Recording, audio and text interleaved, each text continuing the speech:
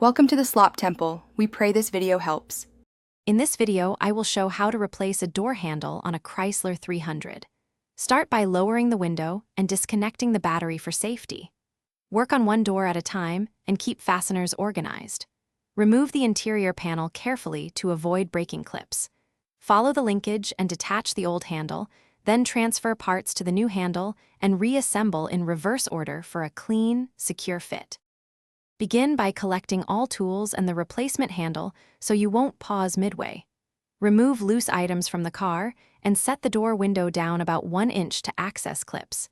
Disconnect the negative battery terminal to prevent accidental power lock activation.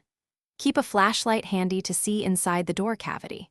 Label small parts as you remove them to make reassembly straightforward and stress-free. If this guide is helping you, please subscribe and like so I can make more car repair videos. Quick recommendation: life's too short for cheap socks. Go darn tough for comfort and a lifetime warranty, perfect for long garage sessions. I use them while wrenching and they keep me focused and cozy. Check the description for the link and other deals, then now let's get back to the video. Remove the inner door panel by popping out trim clips and unscrewing visible fasteners, then gently lift the panel away. Peel back the moisture barrier to expose the handle linkage and rods. Use pliers to unclip the linkage and a 10 mm socket to remove handle bolts.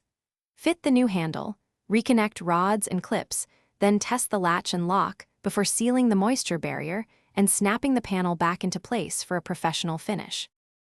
Thanks for watching. Consider subscribing if we helped you.